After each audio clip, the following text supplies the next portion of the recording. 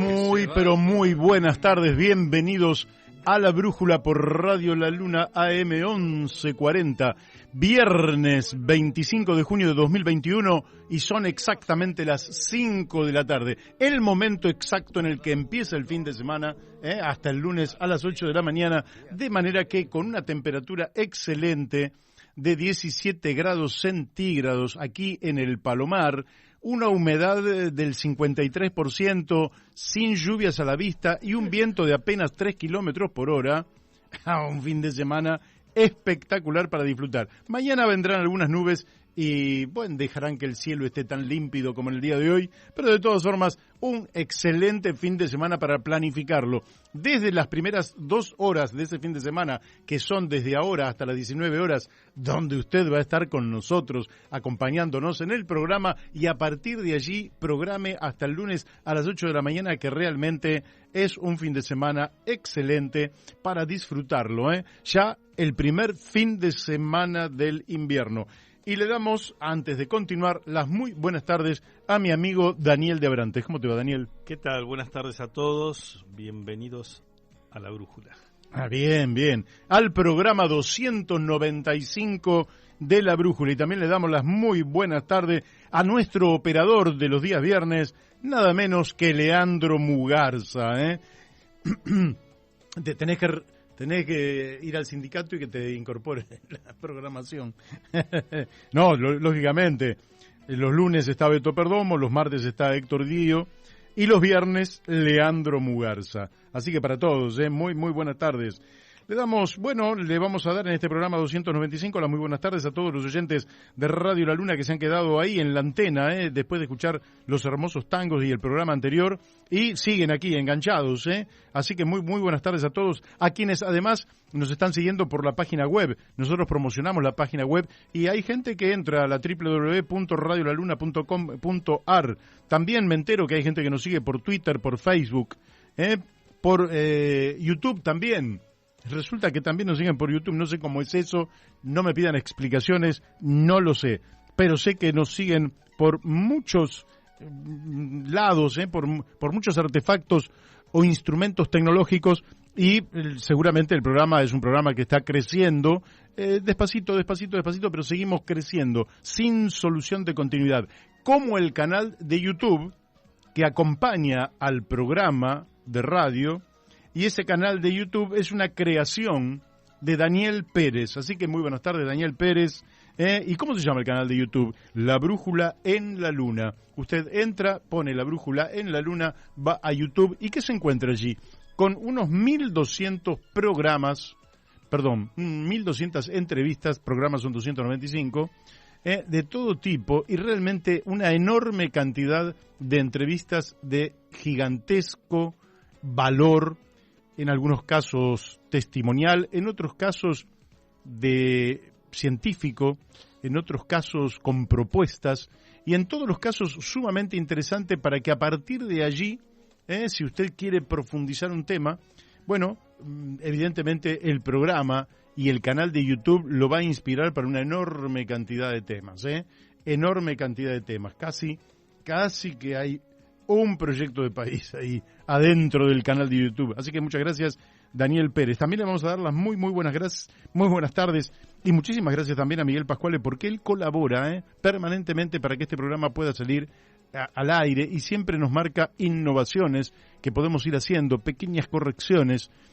y tiene planes para que esto se potencie en los próximos meses. Esto no es que vamos a dejar de ser lo que somos, vamos a seguir siendo lo que somos. Nuestra identidad es irrenunciable y por otra parte no sabríamos hacer algo demasiado distinto a lo que hacemos, pero sí la idea de ir perfeccionando el programa de manera de que tengamos todavía mejor llegada de la que tenemos en la actualidad. Además, la posibilidad de crear ese multimedio al servicio de la comunidad, es decir, con un objetivo central que es el bien común. Por eso también la idea de ir volcándonos a temas muy, pero muy candentes, que son esos temas de la vida cotidiana. Por ejemplo, el tema de la vivienda, el tema de la construcción, vivienda y construcción, bueno, son parte articuladora de la vida, tanto por la generación de empleo, que genera muchísimos empleos en muchísimos gremios,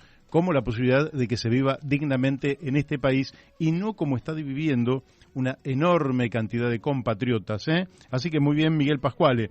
Le damos las muy buenas tardes a Florencia Videverri, que es quien confecciona, quien ha creado también, con un gran aporte, estos flyers que están circulando a lo largo y a lo ancho del país. Buenas tardes a la doctora Mónica Colunga, que desde Corrientes Capital hace posible que nos escuchen a través de Radio Fénix, FM 92.1 MHz. Así que la doctora Mónica Colunga, que realmente, bueno, es un valor de Corrientes, ¿no?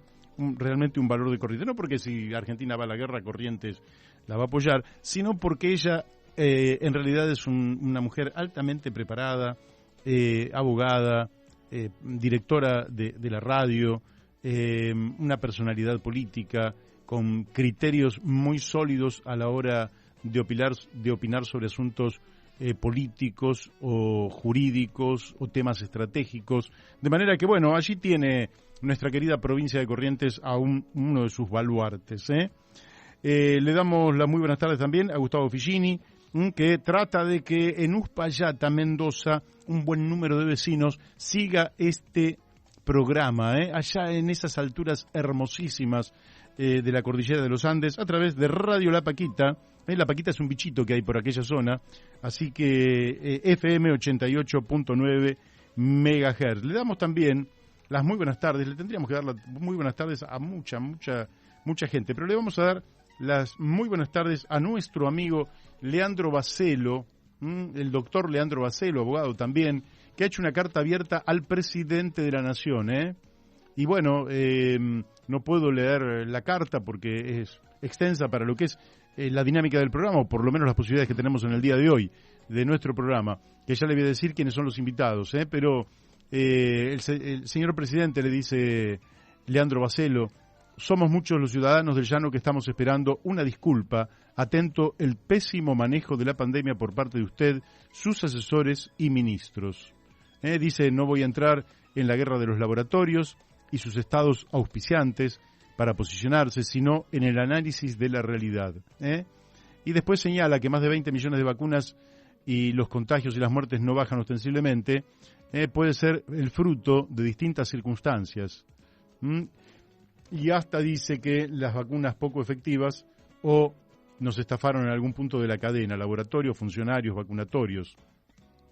Y están poniendo agua destilada solamente o algún elemento inocuo que tampoco logra anticuerpos contra el COVID-19. Así que después le da una serie de recomendaciones al presidente de la Nación, entre otros, despedir a la ministra de Salud y todos quienes lo asesoran en el desmanejo del COVID. Y sigue la carta en la que le da otras recomendaciones y espera la respuesta del presidente de la Nación. Mi estimado Leandro Bacelo, no creo que el presidente esté en condiciones de responder, porque el presidente, al que siempre le he deseado el mejor de las suertes, porque en ese destino estamos todos, en este barco estamos todos, así que a ninguno puede especular con que al presidente le vaya mal, porque nos va mal a todos, ¿verdad? Así que eso sería un absurdo total. Pero la verdad es que el presidente habla mucho, no dice las cosas más inteligentes que podría decir un presidente de la Nación, y encima la gestión no es buena. Y quiero decirles, es una opinión generalizada que la gestión de Alberto Fernández no es buena, a tal punto que se filtró de la reunión que tuvo la vicepresidenta, y dejaron filtrar esto. La vicepresidenta tuvo una reunión de 4 horas con Sergio Massa, a la cual se incorporó más tarde Máximo Kirchner. ¿Sabías, Daniel? Bueno, esto es Voz Populi. Pero de esa reunión absolutamente reservada salen las cosas que ellos acuerdan que salgan a la luz. Es decir, no hay algo que ellos acuerden hablar y que no salga a la luz, ¿me entendés? Sí, Entonces, ¿y qué es lo que sale a la luz? Entre otras cosas, que Cristina está absolutamente molesta por la mala gestión de Alberto Fernández y su gabinete. De manera tal que está esperando, ellos tres dieron a entender a la prensa que están esperando que pasen las elecciones para exigirle a Alberto Fernández una reconfiguración íntegra de su gabinete. Lamentablemente, el gabinete fue puesto en el desafío de administrar una pandemia, hecho que no contaba con ninguna experiencia anterior, pero no la manejaron bien. Los números son absolutamente contundentes y, como se dijo ya en más de una oportunidad, no vamos a hacer política con la pandemia. Desde aquí tratamos de dar una mirada alternativa que nos parecía que era superior. Nos censuraron.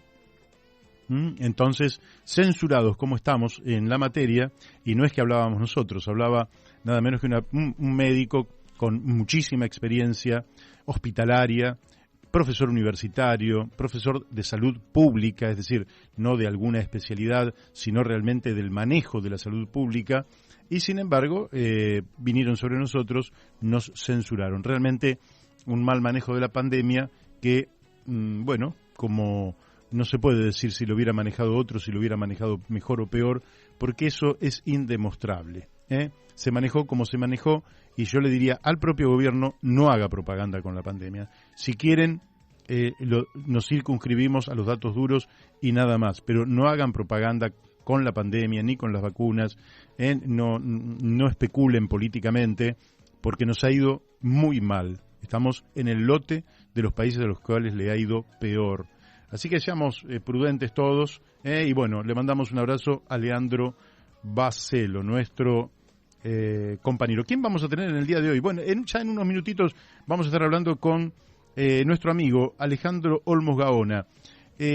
Alejandro Olmos Gaona hizo una suerte de investigación, un trabajo, una elaboración para discernir qué es lo que pasa con el lawfare y la corrupción. Es decir, lawfare es cuando a alguien le tiran lo que usted no hizo para desprestigiarlo, y la utilización supuestamente del Poder Judicial para poder perjudicarlo.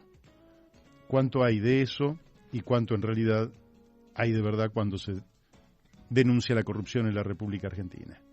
Creo que eso es sumamente importante. Después vamos a estar hablando con Laura Deriu, nuestra amiga de siempre, y ella ha observado que está surgiendo un nuevo delito contra el planeta llamado el ecocidio, y que los especialistas están tratando de incorporarlo para que la Corte Penal Internacional lo tenga en cuenta, es decir, el ecocidio. Fíjense qué palabra con la cual nos vamos a familiarizar, porque realmente la humanidad en estos momentos está produciendo un ecocidio. Y más tarde vamos a estar hablando con Cielo Campos, desde Lobos, provincia de Buenos Aires.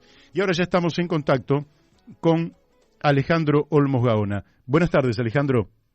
¿Qué tal, Mario? ¿Cómo estás? Bien, muy bien. Me alegro. En una linda tarde aquí en el Palomar. Y ¿Vacunado? No. No. No estoy vacunado. Ya te llegará. Ya llegará. Todo en su momento, todo en su medida y armoniosamente. Bueno, Alejandro, he leído tu nota, me pareció muy buena nota. ¿Por qué? Porque en realidad hay un poquito de cada cosa en el lawfare y en la corrupción, ¿verdad? Y muchos tratan de escudarse en el lawfare para decir que no hubo corrupción. Pero me gustaría que nos des tu mirada sobre esta dialéctica que hay entre el lawfare y la corrupción. Claro, es que una de las cosas que me interesó plantear a través de esa nota es esta confusión, donde cuando algún dirigente político se lo enjuicia por actos de corrupción o lo que sea, inmediatamente es lawfare, es decir, es una cuestión inventada por medios para tratar de echar tierra sobre alguna figura conocida. El caso de Vudú es patético. Vudú fue condenado en todas las instancias, inclusive condenado por la Corte Suprema, que absurdamente se dijo que la Corte en 2 líneas había confirmado eso. La Corte en 2 líneas se limitó simplemente a decir que era improcedente el recurso extraordinario porque no se había incumplido la ley, etcétera, etcétera. Pero ¿qué ocurre? Hay grandes figuras, grandes mitos que parecen intocables. Uno de ellos es el de Lula. Ajá. Y más allá de lo que uno puede considerar de políticas públicas de Lula en beneficio de sectores carenciados, que es indudable. Sí, claro. Hay otros aspectos que parece que no se pueden tocar. Es decir, cuando una persona adquiere una determinada categoría, parece que es intocable, que todo lo que hace está bien y que puede cometer cualquier acto de corrupción y no se lo puede discutir. Y a mí me interesó específicamente porque yo intervine en un hecho en el Ecuador donde el Estado ecuatoriano se vio perjudicado y ahí indudablemente intervino Lula. Y la intervención de Lula determinó Lula en favor de Odebrecht, no Lula en favor del gobierno de Brasil. Lula en favor de uno de los grandes conglomerados brasileños privados que, pero además fue intervención directa, no es que un funcionario, no. Lula directamente ante un problema que hubo en el Ecuador, concretamente una represa que había construido Odebrecht empezó a fisurarse, hubo que intervenir militarmente eso para evitar una tragedia. Correa echó a patadas a los representantes de Odebrecht y, por supuesto, como no quería pelearse con el gobierno de Brasil, a pesar de que en la auditoría habíamos probado que la represa había costado el doble, que habíamos probado los graves actos de corrupción que había, entonces se eligió ver qué se podía hacer, y lo que se podía hacer fue ir a la Cámara de Comercio Internacional de París a través de un arbitraje. Ajá. Cuando se presentó el arbitraje, a la noche, Lula lo llamó hecho una furia a Correa, diciendo de cómo se había atrevido a cuestionar el contrato. Y al día siguiente, por si esto fuera poco, ordenó el inmediato retiro del embajador brasileño en Quito. Ah, mira. Es decir, Lula actuó como un lobista de Odebrecht, no como un representante del gobierno. Y eso determinó una serie de conflictos hasta que finalmente las presiones sobre Ecuador de Brasil fueron tan grandes que no solo los 90 y tantos millones de dólares de indemnización que tenía que pagar Odebrecht no los pagó 20, sino que además volvió al Ecuador y se le dieron 5 nuevos contratos. Ahora bien, cuando el juez Moro lo condenó a Lula, y hay discusiones a favor y en contra sobre su sentencia, todos dijeron que el lavajato era una operación política de la derecha para cuestionar a líderes políticos. Y acá hay que diferenciar específicamente lo que es una cosa de la derecha, lo que la derecha puede utilizar ante estos hechos, y otra cosa los hechos objetivos. Porque cuando me dicen que este buen hombre de Moro, que tuvo la mala fortuna de ser ministro de Bolsonaro, lo condenó a Lula, no solo lo condenó a Lula, lo condenó a Marcelo Odebrecht, a 70 empresarios de primer nivel de la República de Brasil, a legisladores, a exministros, es decir, hizo una especie de racia por actos de corrupción.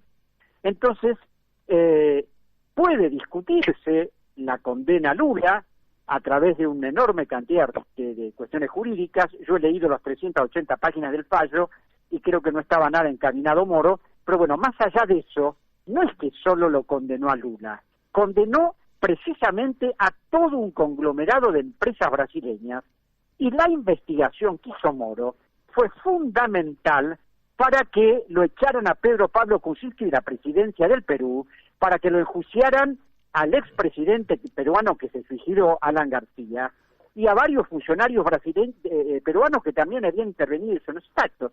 Entonces, ¿de qué lawfare me están hablando? Hay que hacer una clara distinción. Una cosa es inventar una causa y otros son hechos reales probados. Claro. Y un detalle que también lo digo en esta nota, y es que como el caso de Brecht también tiene repercusiones en Argentina, en la Fiscalía Federal número 6 se ha investigado precisamente Odebrecht, las relaciones con Ángelo Calcaterra, el primo de Macri, con Julio De Vido y con una serie de personajes de un lado y del otro de la grieta. A causa de eso, la Fiscalía quiso interrogar al vicepresidente ejecutivo de Odebrecht, que fue el que arregló todos los hechos de corrupción.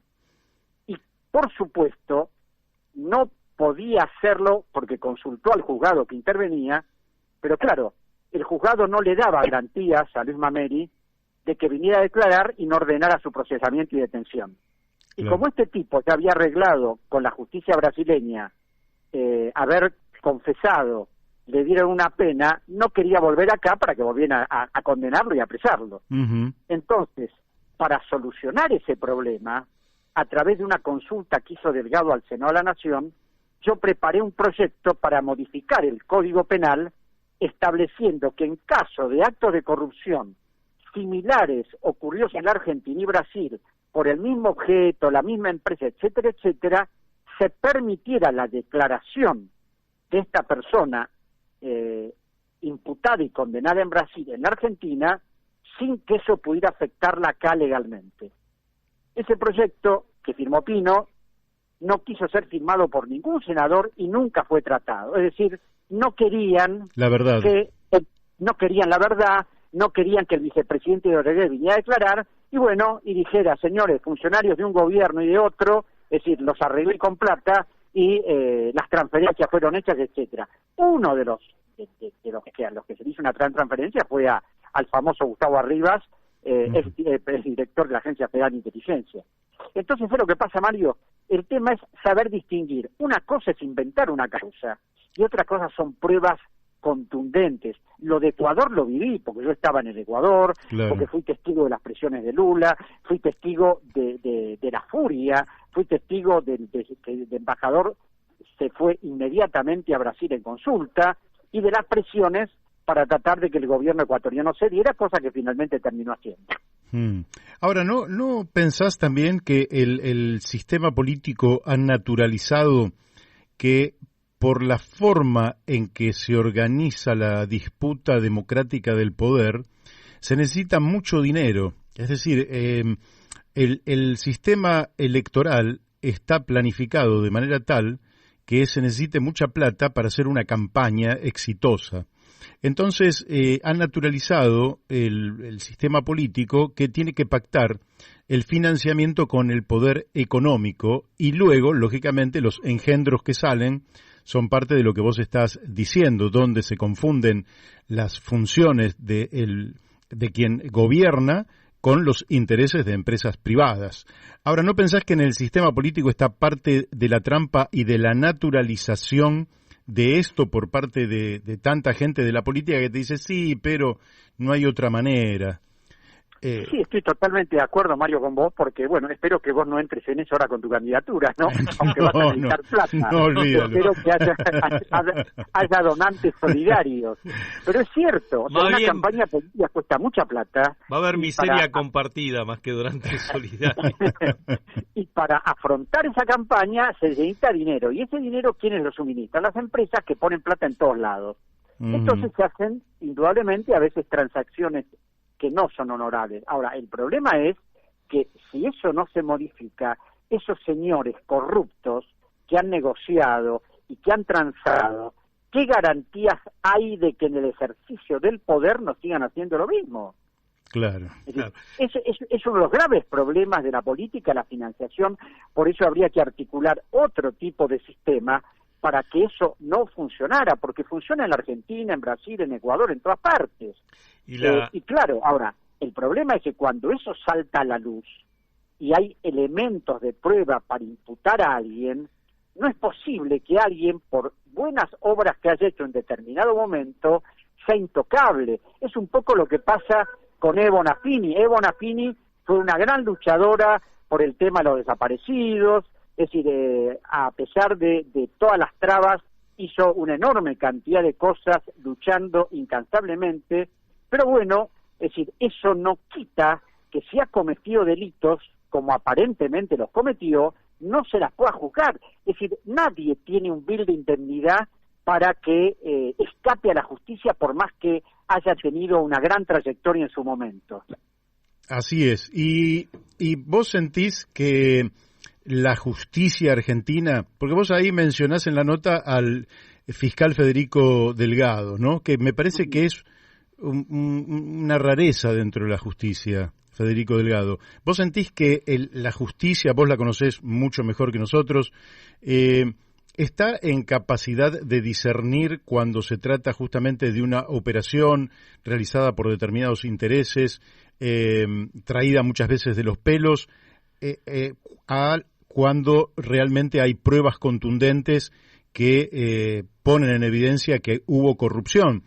Como todos sabemos, hay pruebas evidentes no solo contra Mado Vudú, sino contra buena parte de la cúpula del gobierno anterior al anterior, es decir, el gobierno de los Kirchner. ¿Vos sentís que la justicia también está impregnada de lo político y entonces maneja los tiempos con criterios especulativos? La justicia está impregnada de lo político y lo maneja con criterios especulativos, porque si no, el juez que interviene en la causa de la deuda tendría que haber procesado a una enorme cantidad de funcionarios de distintos gobiernos desde el 85 hasta ahora. Y Delgado es una rara avis que lamentablemente está siendo tiroteado de todos lados.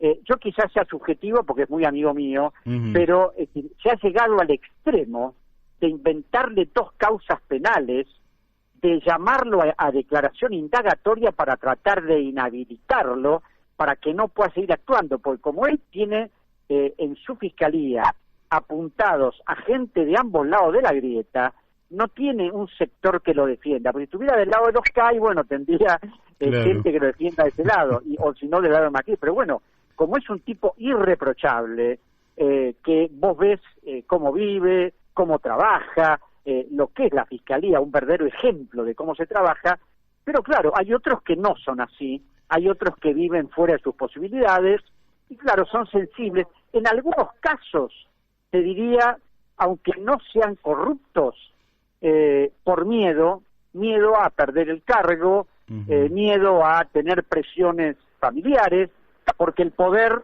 económico, que es el poder real, es capaz de hacerte desaparecer, es decir, un accidente ocasional. Entonces hay muchos que a lo mejor no son corruptos, pero tienen miedo. Yo me acuerdo que hace mucho tiempo hablando con el juez Salvador María Lozada, el ex juez Lozada, que me decía, en la época que él fue juez, cuando él decretó la quiebra de SWIFT y de su sociedad controlante en los Estados Unidos, que fue un gran escándalo en el 72, me decía, había algunos jueces, Alejandro, que pero eran minoría. Hoy hoy es la mayor cantidad, o sea, o son corruptos o tienen miedo. Y hay excepciones, por supuesto, pero esto de la política que vos me decís es tal cual, es difícil encontrar a alguien que se frente a un sistema muy poderoso que tiene todos los resortes por ahí para aniquilarte. Y Alejandro, habría que agregar en torno al lawfare que la otra pata es el financiamiento y el poder de los medios de comunicación y el entrelazamiento de los medios de comunicación con los negocios turbios de la Argentina, ¿no? Bueno, precisamente cuando yo publiqué mi libro, el expresidente Correa me dijo, Alejandro, yo no podía, pues ya el libro iba a tener demasiadas, tuve que reducir la mitad de las páginas y todo lo demás, pero me dijo una cosa de cierta, tendría que haberle dedicado un capítulo a los medios, porque son factor fundamental de todas estas operaciones que se hacen, ¿no? Donde a veces ves un titular que no tiene nada que ver con lo que hay en un tribunal, o cuando a veces ves que Joaquín Morales Solá, por ejemplo, en Nación, anticipa lo que va a fallar un juez o una cámara. ¿Cómo saben? Sí, claro, es realmente... ¿Cómo ves, cómo despertamos esperanzas en una población que se siente impotente? Porque habrá gente que niega, dice no es cierto. Vos viste que en la Argentina hay muchos negadores, pero hay otra gente que dice sí, es verdad, lo que dice Alejandro Olmos es así como él dice, pero no podemos hacer nada. ¿Qué es lo que podemos hacer como pueblo? ¿Qué se te ocurre a vos que como pueblo, como hombres de a pie, se puede hacer frente a todo esto? Bueno, primeramente no tener miedo. En segundo lugar, dentro de las posibilidades que tiene cada uno, denunciar estas cosas, ponerlas en evidencia, tratar de tener una vida transparente, pues si vos sos un corrupto no puedes atacar a los corruptos, obviamente, ¿no es cierto? Claro. Y tratar de nuclearse con gente que más o menos piensa en los grandes problemas nacionales y cómo defenderlos.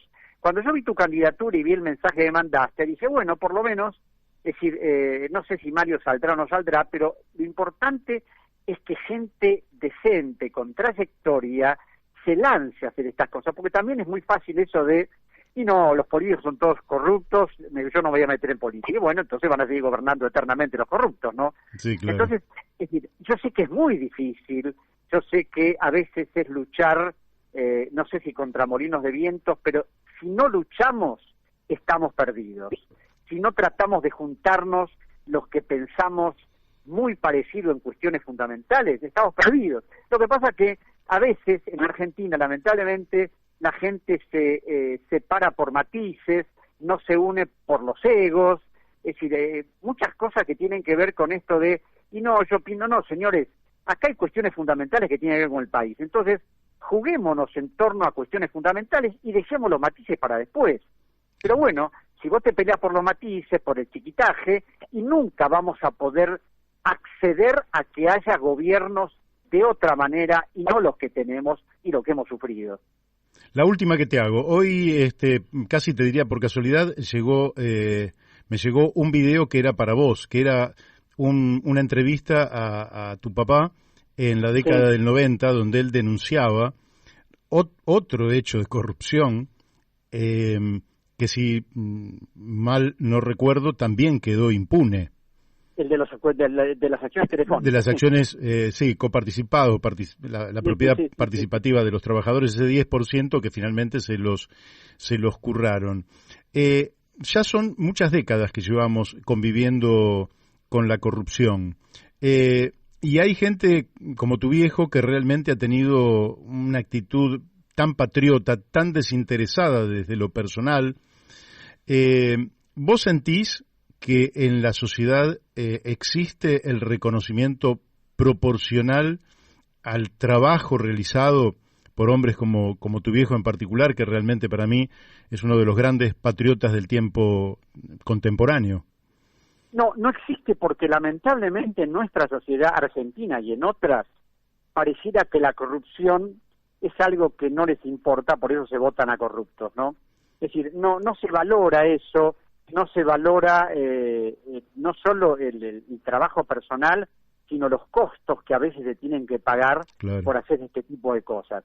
Y mi padre esto lo vivió desde siempre, porque cuando tuvo un enorme conflicto con Perón en el año 1947 y denunció cosas del peronismo, Perón a través de un decreto lo dejó en la calle de los cargos que tenía en la aduana y en el Banco Central, porque no podía admitir que alguien osara criticarlo, que yo cuando en reuniones peronistas me miran asombrado, como si fuera un disparate, pero no es así. Entonces, el problema es cuando uno, por cuestiones personales, dice, bueno, no, yo no me voy a animar. Mi viejo se animó a cualquier cosa, durante la dictadura, durante el peronismo, a pesar de haber defendido al peronismo, por supuesto, pero los costos son muy grandes, hay gente que no se anima, y en general veo en la sociedad, a través de mis contactos, de lo que hablo y de todo lo demás, que pareciera que la corrupción no importa mientras se haga algo, y siempre se disculpa, siempre hay una disculpa, y bueno, no hay otra manera, hay que financiar la política.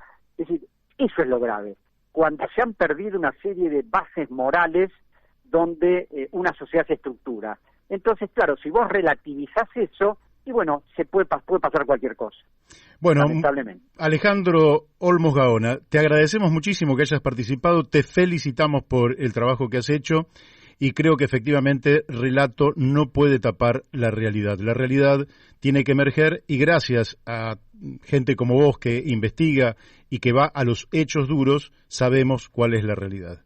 Te agradecemos muchísimo. Más. Sí, te agradezco yo, pero un minuto más. Soy casualmente una ex ministra del Ecuador, muy decepcionada por todo lo que le pasó, por las persecuciones y todo lo demás. Me decía, no hay forma de cambiar esto. Y yo recordaba esos versos que seguramente vos recordás de Almafuerte. No te sientas vencido ni a un vencido, no te sientas esclavo ni a un esclavo.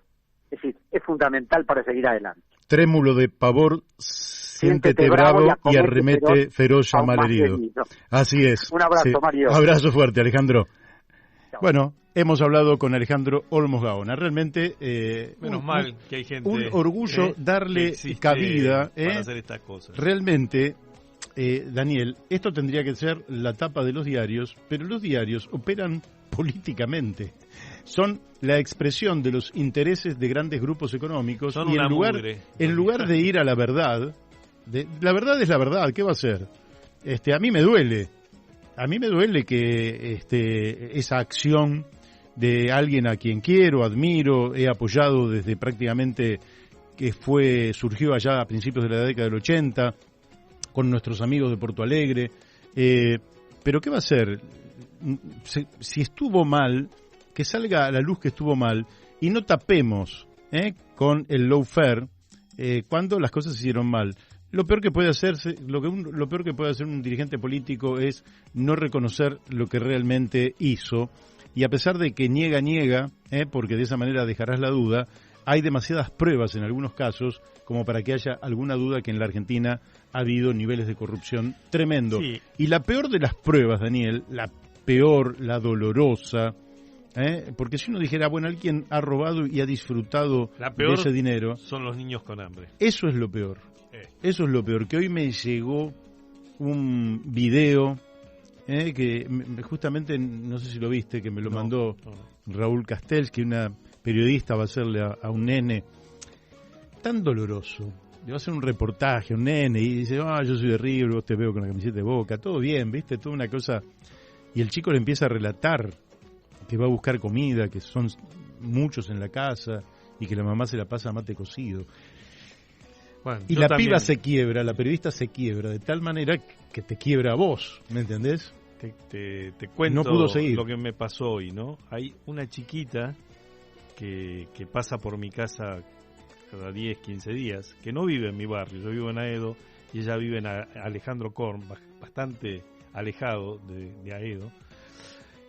Pero bueno, la ayudamos con lo que podemos. Esta chiquita la conocemos desde que tenía 10, 12 años. Hoy tiene 25 años y 5 hijos. Le faltan todos los dientes. Está en una situación de miseria. Y hoy nos pidió a ver si podíamos conseguirles un par de zapatillas número 38 para su hijo. Y Adriana le dice, bueno, vení que te compramos una. Dice, sí, porque no está yendo a la escuela porque no tiene zapatillas para ponerse. Esa es la Argentina que estamos construyendo. Sí, claro, hay que terminar con eso. Y eso no puede esperar, ¿eh? Lo dramático, Daniel, es que eso que no puede esperar se puede resolver. Y lo hemos planteado, no solo que lo hemos planteado, qué, Mario, Daniel. La corrupción es lo que permite que este país sea saqueado. Este sistema neocolonial y de saqueo tiene una herramienta fundamental que es corromper a quienes deberían ser los custodios de la nación.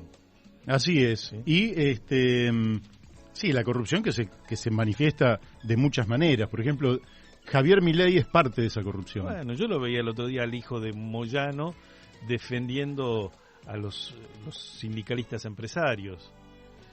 Y Moyano puede tener una buena performance en la defensa de los intereses de los camioneros, pero es una vergüenza, ¿sí?, que los dirigentes sindicales sean multimillonarios.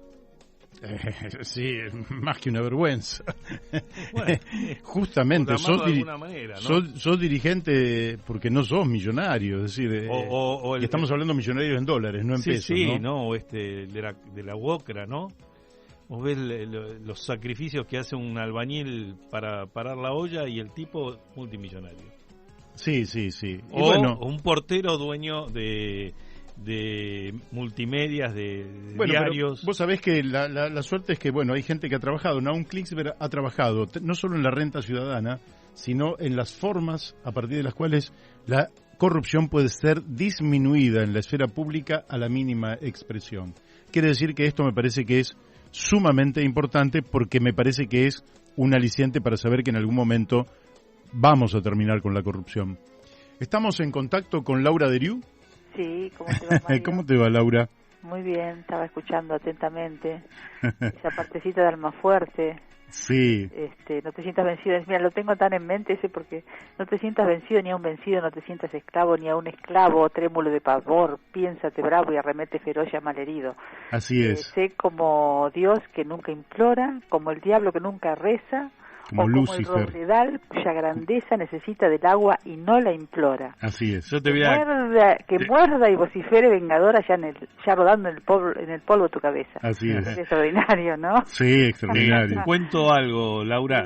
Sí. Es más largo, pero bueno, me acuerdo de esa parte. Cuando yo lo conocí a Mario, que teníamos 13, 14 años, hicimos el centro de estudiantes de nuestra escuela, una escuela grande, con 1000 alumnos, una ENET.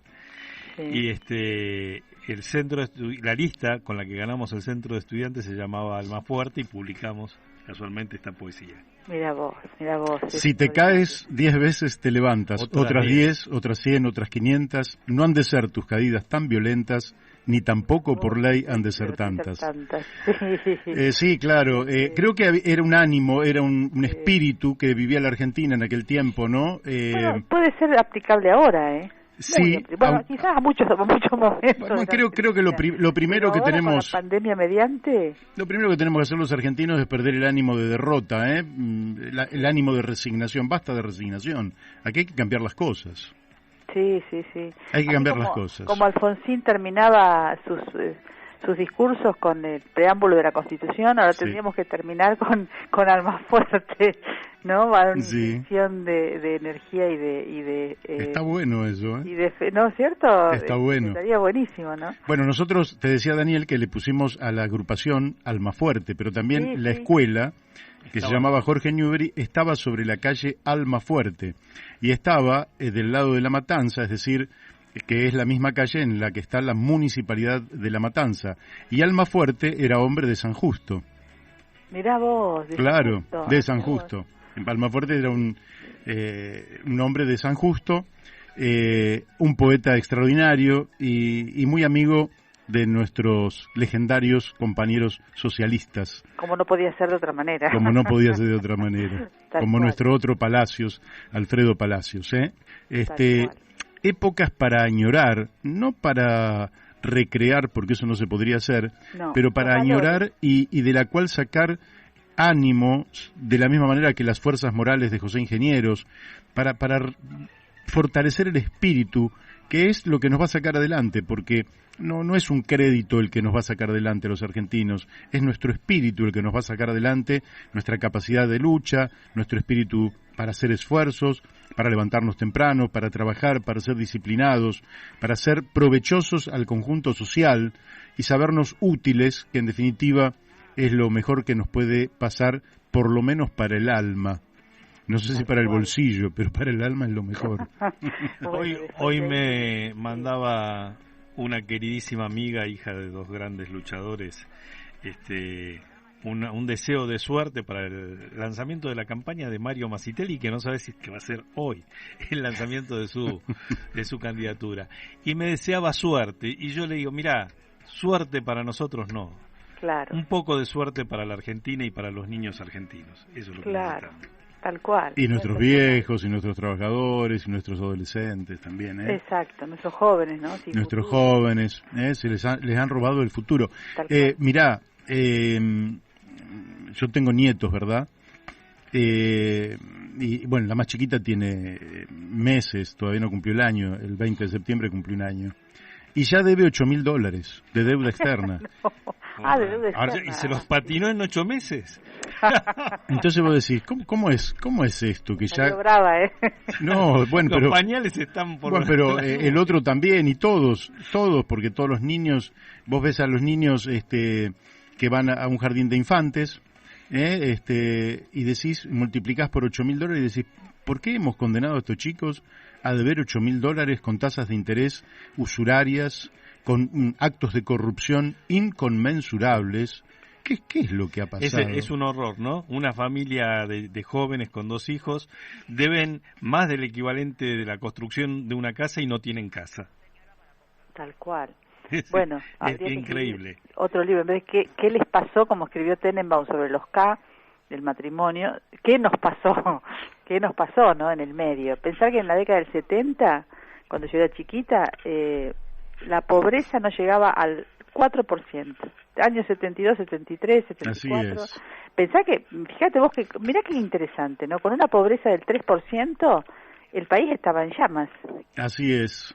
Qué raro, ¿no? Hay para analizarlo eso, ¿no? Bueno, yo creo que han aprendido, después del 2001, han aprendido a cocinarnos a fuego lento en esa famosa experiencia de la rana, que si la tirás en una olla de agua caliente, la rana reacciona, pero si la pones en una olla con agua fría y vas calentando lentamente el agua, la rana no reacciona y la terminás hirviendo a la rana. Estas experiencias crueles que se hacen con animales son parte de las experiencias que después se trasladan sociológicamente y políticamente a la sociedad en su conjunto.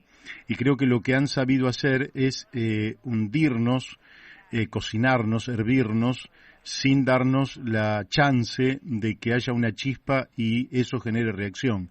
Y entonces parece que hubiéramos aceptado. Lógicamente que lo mismo aplicaron en Chile y un día todo cambió. Pero durante muchos años se sufrió niveles de injusticia que para el tiempo que vivimos ya no son aceptables. Creo que nunca fueron aceptables, pero mucho menos en esta etapa del siglo XXI. Exactamente. Laura, vamos a lo que habíamos charlado contigo, porque vos has observado que la figura penal del ecocidio podría llegar a ser, conforme algunos trabajadores, especialistas, investigadores, podría transformarse en una figura penal de naturaleza internacional. ¿Por qué no nos contás un poquito qué ocurre con eso? ¿Qué quiere decir ecocidio? ¿Cómo se entiende? Y si esa figura penal tiene alguna posibilidad de establecerse y cómo, lógicamente, si ello fuera posible, repercutiría en nuestro país. Sí, hace meses que yo vengo siguiendo esto porque es un tema que si bien no es actual, nació la primera vez, ahora vamos a hacer un poquito de historia, en la década del 70 esta figura. La noticia que trascendió y que salió fue que nace un delito contra el planeta, el ecocidio, y dice que un grupo de expertos presenta esta definición de un nuevo crimen para incorporarlo a la Corte Penal, como vos decías, Corte Penal Internacional. Acto ilícito o arbitrario que causa daños graves y duraderos al medio ambiente y todo lo que hay en él, obviamente. Claro. Sería un poco dentro de los delitos contra la humanidad el quinto delito, porque los delitos de lesa humanidad, que tienen que ver con la lesa humanidad, genocidios, crímenes de guerra de todo tipo y agresiones o invasiones contra estados o territorios. Este sería el quinto porque altera la paz mundial y altera obviamente la vida de las personas y no tiene límites geográficos, ¿no? Entonces, en la Corte Penal, o sea, internacional, ese nuevo delito están tratando de incorporarlo al como quinto crimen contra la humanidad dentro del Estatuto de Roma de la Corte Penal Internacional. Pero lo interesante es que esto ahora se le está dando forma, por suerte, y sigue avanzando, si bien la iniciativa la tuvieron ONGs, o organizaciones no gubernamentales, pero ha sido tomado y bueno, está en curso. La primera vez que se habló del ecocidio fue hace muchos años, y yo no sé si vos te acordás de aquel primer ministro Olof Palme. Sí, cómo no me voy a acordar, asesinado vilmente, asesinado, justamente, un hombre que era un ejemplo moral para el mundo.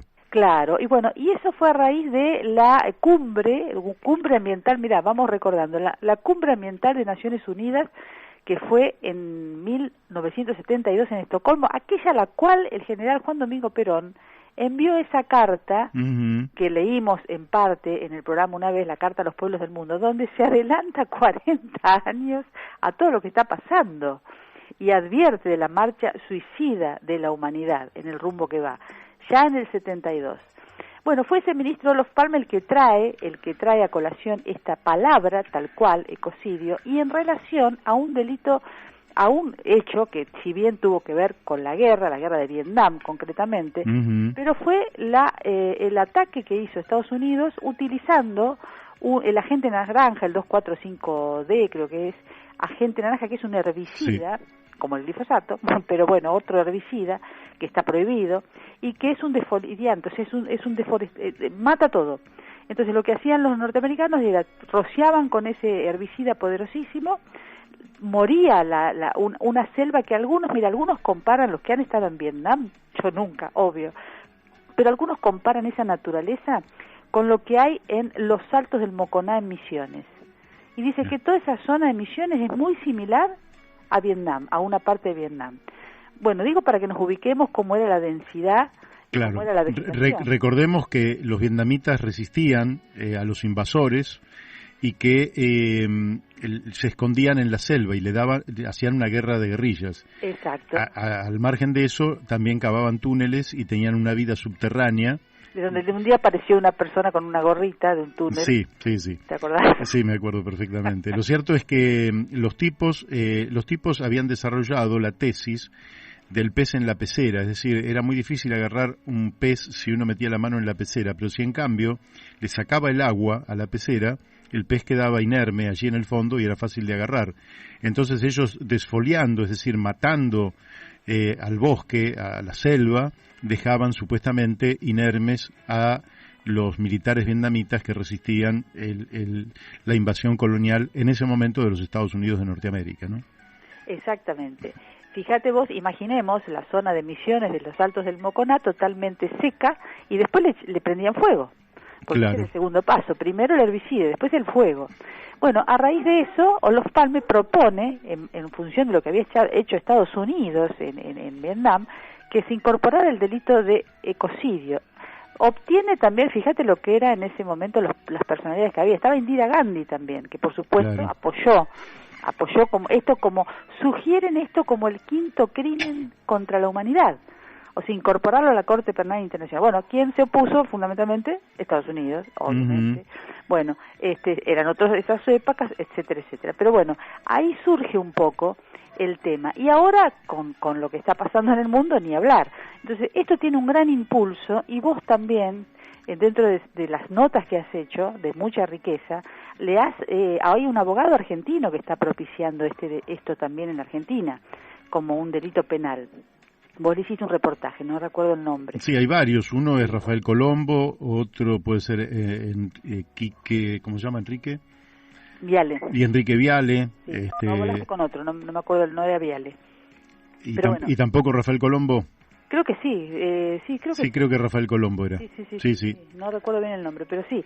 O sea que es algo que avanza y no va a tener fin esto, porque esto es imparable. Y de hecho hay muchos proyectos, inclusive, que hay hechos que en la Argentina, bueno, la quema de humedales, por ejemplo. Sí. La quema de humedales, la deforestación, proyectos que prohíben las quemas, la ley de humedales que también está ahí tratando de sobrevivir, y bueno, que hay parece mentira, sale la sociedad rural en contra de esto de frenar las quemas. Esto es un delito de ecocidio, claramente. Sí, y asocian también la bajante en el río Paraná al desastre que están haciendo en el Amazonia y en el Mato Grosso.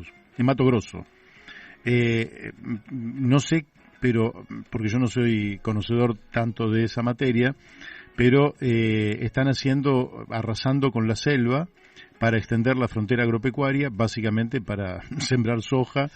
Y ecocidio también es la destrucción de los glaciales, y no nos olvidemos que hubo una ley votada por todo el Congreso, que fue vetada por la presidenta Kirchner en favor de la barrigol.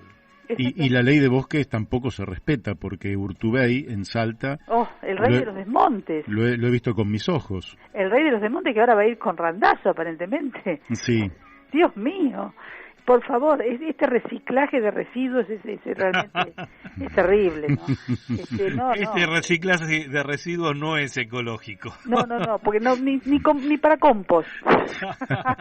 Escúchame, bueno, tampoco han hecho la más mínima autocrítica. No, ¿qué van a hacer? Pero aparte, ¿hacia dónde va esa colectora? O sea, porque en estos temas... Bueno, si querés hablamos un minuto de política, pero si querés seguimos con lo anterior, pero de política está claro que en el frente de todos Alberto Fernández no está muy bien visto.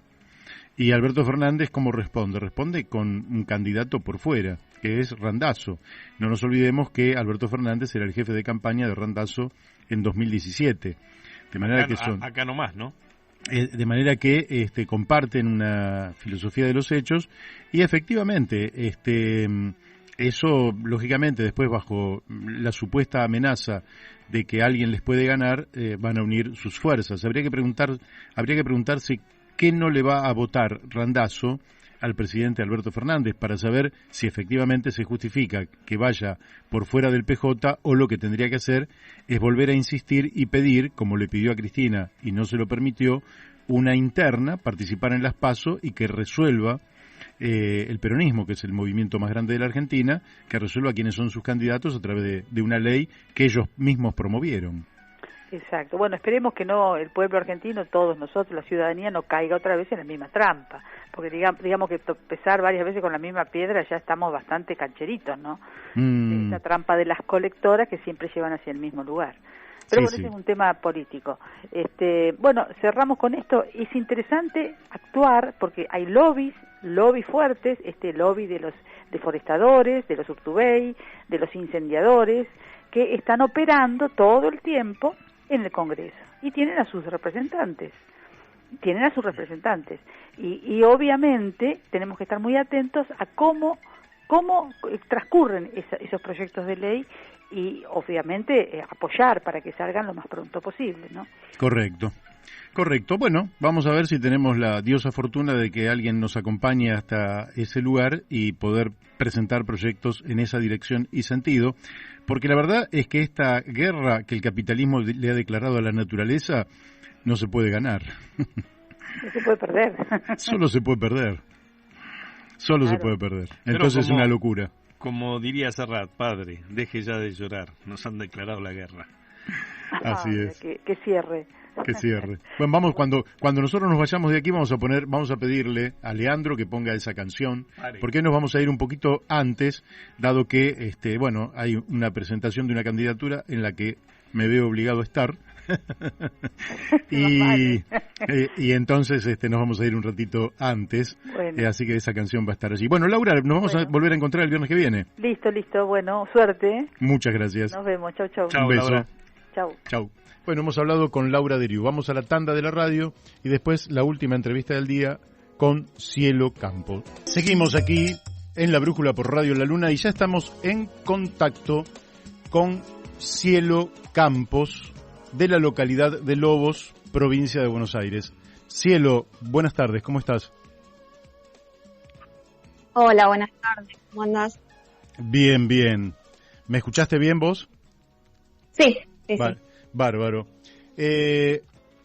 Cielo, me ha llegado una información que tiene que ver con una presentación del Colegio de Ingenieros Agrónomos de esa localidad, Lobos, provincia de Buenos Aires, en uno de cuyos proyectos hay casi una actitud totalmente favorable al uso de agrotóxicos. ¿Nos podés aclarar si esto es así? Porque aparentemente habría otro del mismo Colegio de Ingenieros Agrónomos que estaría en una dirección distinta. ¿Nos podrías explicar de qué se trata esto?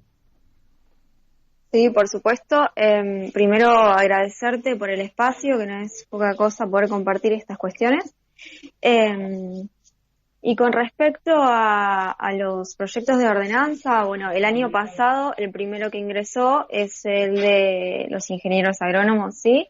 Que fue el disparador de todo el debate que se originó en Lobos, donde se proponen 50 metros de exclusión para la población. Frente a las fumigaciones. Frente a las fumigaciones, por supuesto. Bueno, 50 metros de exclusión para la población, para lo que es el casco urbano. Después para lo que es humedales, cursos de agua, directamente eran, en algunos casos, 20 metros de amortiguamiento, donde igual se utilizan agroquímicos de banda verde o azul. Bueno, lo mismo, la misma cuestión para escuelas rurales y un montón de lugares que están en zonas mucho más vulnerables que la propia urbanidad. Ahora, eso parece casi una provocación, porque se está hablando en muchísimas localidades de 800 metros, 1000 metros, en algunos lugares hablan hasta de 2000 metros, y ahí hablan de 50 metros en zonas con poblaciones. Lobos tiene 30 y pico de mil habitantes. Sí, y sin embargo es una de las posturas más amigables que hay de parte del sector agropecuario de este lugar, porque entienden en algún punto que los químicos que son utilizados tienen un carácter tóxico, que no son inocuos y que tiene que haber cierta medida, que bueno, que lo que ellos pregonan son las buenas prácticas agrícolas, que hoy entendemos que no solo no funcionan, sino que funcionando serían insuficientes de todas formas. Pero han ido por más el sector agropecuario, no por el Círculo de Ingenieros Agrónomos, sino la propia sociedad rural presenta un proyecto mucho más osado en ese sentido. ¿Qué quiere decir más osado? No solo la cuestión metros, creo que fue lo más picante en el asunto, porque ellos proponen 0 metros. Hay un cambio de postura en cuanto a la utilización de los agrotóxicos. Por un lado, unos dicen sí, hay que tener cierto control, más allá de que ese control sea totalmente ineficiente y que no tenga ningún reparo para la salud humana. Uh-huh. Y la sociedad rural en este caso directamente dice que no hay ningún tipo de peligro en la utilización de estos agrotóxicos, así que por ende no hay necesidad de interponer ningún tipo de medida o metros o distancia entre las poblaciones y el uso de estos insumos. Bueno, vos sabés que hay un viejo concepto griego, lógicamente yo no soy experto en la materia, pero que es el fármacon. El fármacon es la idea de que una droga, una sustancia, un químico, dado en una cantidad infinitesimal puede resultar inocuo, dado un poquito más puede resultar incluso un remedio, dado un poquito más es un tóxico y otro poquito más es un veneno. Por eso el famoso Paracelso afirmaba que no hay venenos, hay dosis. Ahora, sobre la Tierra están tirando una vez veneno, 2 veces veneno, 3 veces veneno y hasta prácticamente sin solución de continuidad y sin plan que no sea seguir echando veneno. ¿No sentís que están queriendo matar a la tierra para sacarle hasta el último fruto que pueda dar una tierra fértil como la que tenemos en la provincia de Buenos Aires, sin interés por el futuro? Sí, totalmente. Hace mucho tiempo que lo que es considerado la dosis letal mínima o lo que se puede considerar dentro de parámetros establecidos por normas que en realidad ya están un poco obsoletas, eso ya quedó desarticulado hace mucho tiempo. Lamentablemente sigue siendo lo que hoy por hoy rige ese tipo de cuestiones. Por supuesto que inclusive tomando a consideración que la dosis letal de tal producto es un porcentaje y que lo que hoy encontremos, por ejemplo, en una muestra de suelo no supere ese porcentaje, queda totalmente desarticulado, entendiendo que no solo está la presencia de ese químico en el suelo, sino que también está en la lluvia, en la comida, en el aire, en el polvo, en el agua que corre. O sea, la cantidad que se va acumulando supera por mucho. Uh-huh. Ahí escuchamos unas voces de niños. Mi niño. Bueno, claro, que es en definitiva en quienes debemos pensar por la tierra que vamos a dejar, por el aire, por el agua. ¿No sentís que hay una enorme irresponsabilidad por parte del poder político en torno a tener una actitud muy pasiva respecto de este atropello que tienen los intereses, por lo menos de los intereses que son los laboratorios que producen agroquímicos y también de muchos productores que irresponsablemente los usan a mansalva sin tener ningún tipo de previsión? Sí, totalmente. La realidad es que es una problemática tan compleja y que involucra a tantos actores que hay una repartija de responsabilidades, tanto el Estado, desde lo que se puede gestionar, el productor en lo que sabe y en lo que no sabe, porque si se declara ignorante también es una irresponsabilidad. La realidad es que es muchísimo lo que hay para trabajar en esas cuestiones, desde muchísimos ámbitos también. Lamentablemente siempre es la población la que tiene que, a través de las consecuencias, empezar a abrir el ojo, a pregonar o a poner en estado de alerta sobre esto, sobre la contaminación, sobre el envenenamiento en los propios cuerpos. Ahora me salgo un cachito de tema, vi que uno de las nuevas banderas que agarraba el sector agropecuario era un nuevo estudio donde en realidad se dice que el glifosato en realidad no es cancerígeno. Y me parece que ese tipo de cosas, de dividir inclusive la opinión científica a estas alturas, cuando los propios territorios han sido la prueba viva de estas letalidades y de esta carcinogénica, bueno, no me sale el término, que sean teratogénicos. La verdad que en algunos puntos deja como mucho para hacer y también desarticula muchos debates.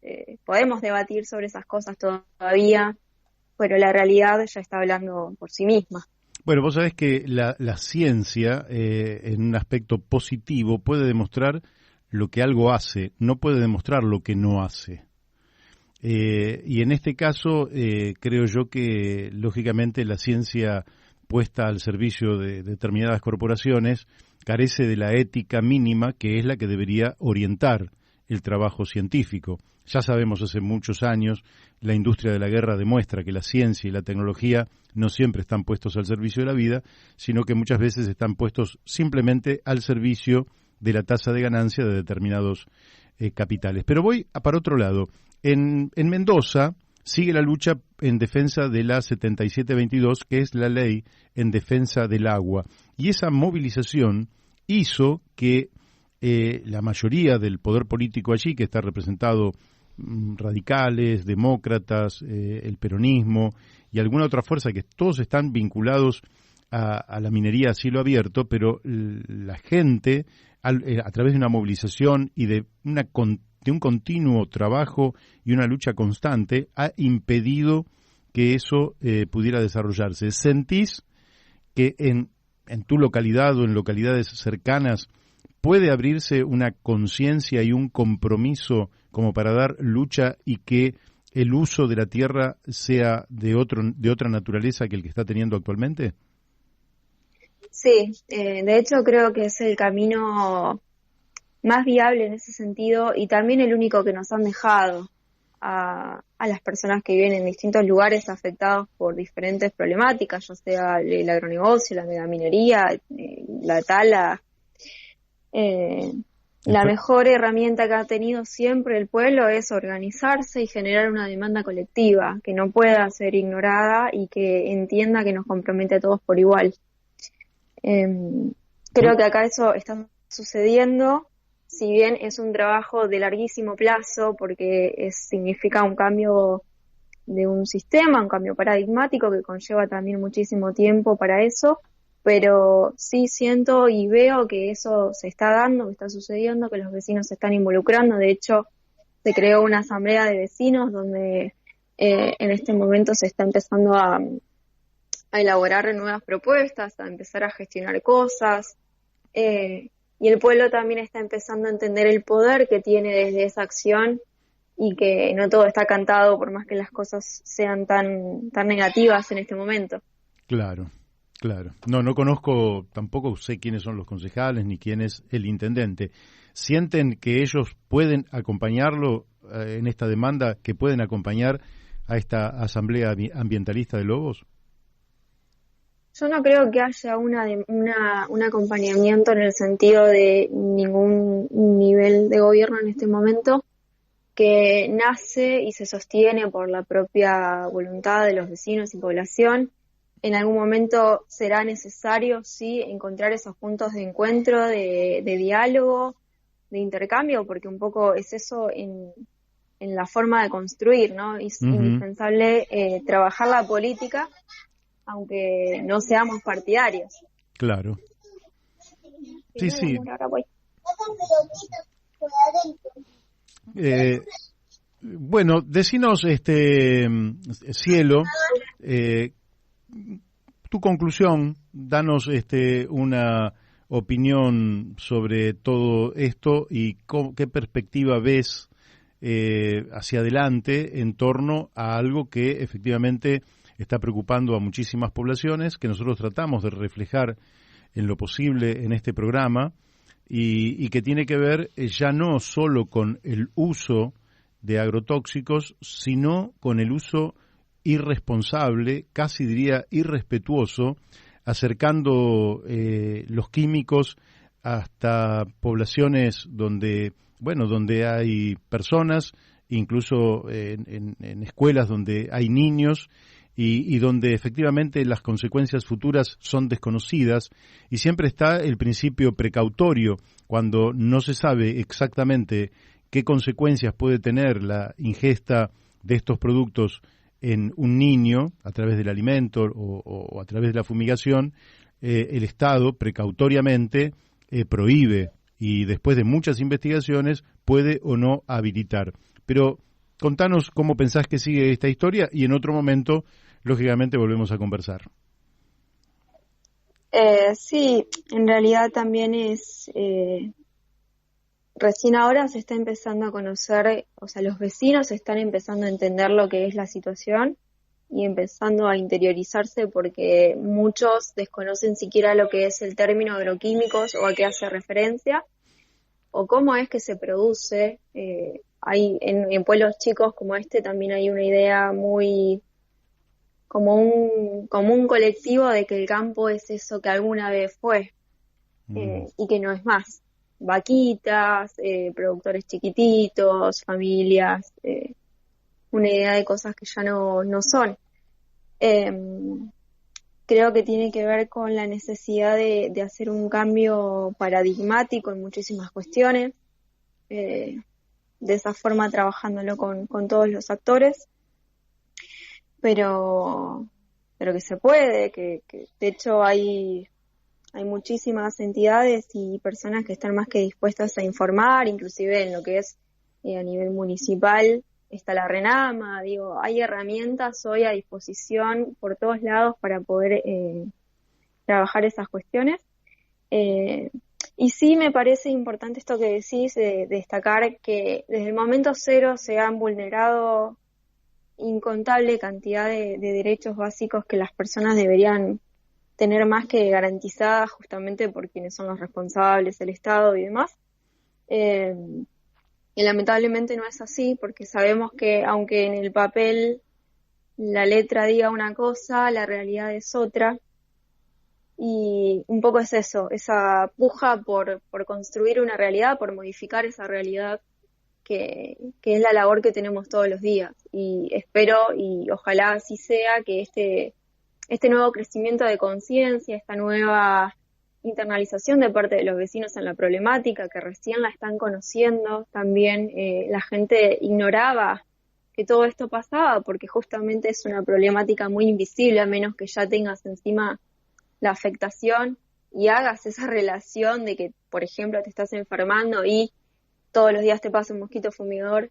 Es muy compleja, así que realmente espero que todo esto siga creciendo en parte de los vecinos, en parte de capacitaciones, de educación, y empecemos a actuar más responsablemente y a pedir y seguir exigiendo, que es desde donde más fuerza tenemos que hacer, a que las cosas se hagan también responsablemente.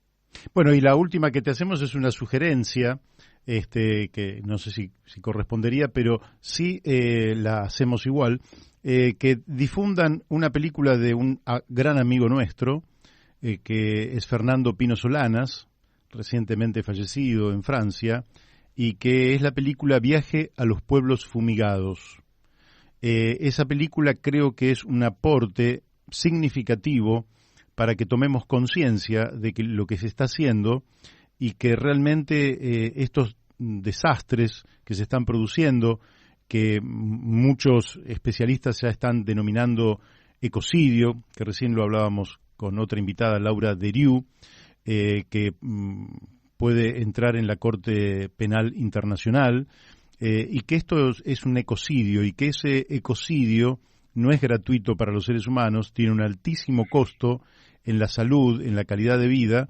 Y creo que esa película ayuda a que comprendamos mejor, de manera tal que ojalá para la próxima, cuando volvamos a hablar, varios vecinos ya la hayan visto y bueno, hayan tomado aún más conciencia del peligro que estamos corriendo con este modo de producción, que nada tiene que ver con los modos agroecológicos tradicionales que se desarrollaban en nuestra pampa húmeda, y que realmente pueden llegar a producir una verdadera catástrofe ambiental en una de las tierras más fértiles del mundo, ¿verdad? Bueno, Cielo, no sé si querés decir algo más. No, agradecer, tremendo el trabajo de Pino, nosotros también lo recomendamos. Creo que esa es uno de los pies, a nosotros nos costó mucho y nos cuesta hoy esto de repente tener la identidad de Pueblo Fumigado, no es menor. Y también empezar a reflejar eso, que esas realidades que se muestran en ese tipo de producciones son efectivamente reales y palpables y que nosotros estamos ahí. Digo, este modelo tiene 20 años y todavía no se conocen las consecuencias que van a seguir y esto es lo que ya estamos viendo, así que claramente es necesario un volantazo de la forma de accionar y de la forma de producir que claramente no es natural y no se puede sostener más. Así que, nada, agradecerte el espacio y espero que se pueda construir un montón a partir de este tipo de charlas y demás.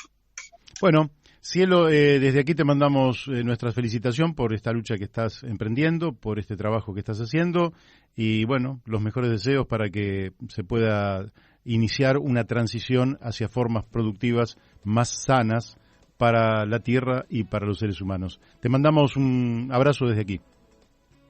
Otro, muchas gracias. Gracias. Bueno, hemos hablado con Cielo Campos, de la localidad de Lobos, provincia de Buenos Aires. Ustedes ven cómo el fracking, la minería a cielo abierto, la deforestación, la contaminación de todo, en fin, es interminable la lista de cómo nos estamos realmente metiendo en un mundo tecnológico absolutamente irresponsable, alocado, donde los motores son motores, vamos a hablar de los motores un minuto, básicamente son grandes consorcios financieros que reúnen mucho dinero y que hay que hacer rendir ese dinero, Son fondos de inversión a los cuales hay que hacer rendir. Y hay que hacerlos rendir de cualquier forma, mientras que el inversor lo único que mide es la rentabilidad, lo que los pueblos sufren son las consecuencias de esa irresponsabilidad y de esa rentabilidad a cualquier costo. Nosotros nos despedimos, son las 18 horas 24, 25 minutos, y nos vamos porque tenemos otra actividad.